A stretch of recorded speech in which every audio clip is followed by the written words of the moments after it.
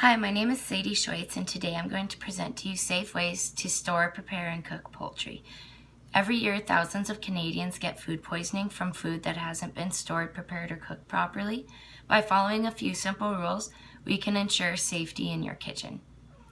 Today, we will be going over the different kinds of poultry, different ways to store it, and different ways to handle it in the kitchen, as well as how to make sure it's cooked properly. What do I mean by poultry? Poultry means bird, and the most common forms of poultry in Alberta would be chicken and turkey, as well as duck most of the time. It's important to handle poultry with care to prevent food poisoning. Raw chicken and turkey can hold bacteria, for example, salmonella, and that causes food poisoning in lots of people. Poultry, if it's raw, it should be stored in the fridge. After 2 to 3 days, you should probably eat it, just so you make sure that the bacteria hasn't grown in there. You should not leave it sitting on the counter or anywhere at room temperature. You want to make sure this is frozen.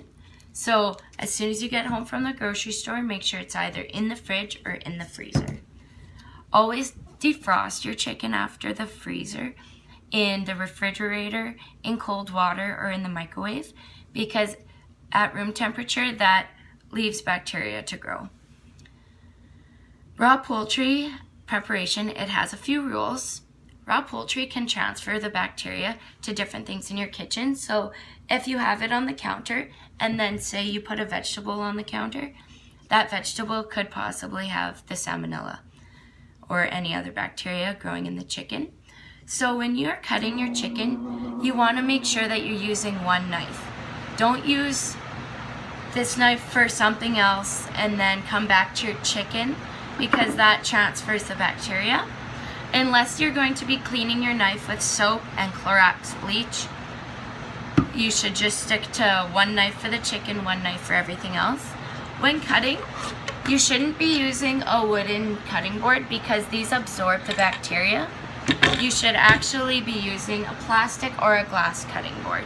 Those are the most safe. When you're cooking your poultry, sometimes people like to use stuffing in their turkey. It is always best to cook this in the oven separately or on the stovetop separately, but I do understand some people like to stuff their birds. So when you do that, you want to make sure that you don't leave time for bacteria to grow in the stuffing, especially when the bird is raw.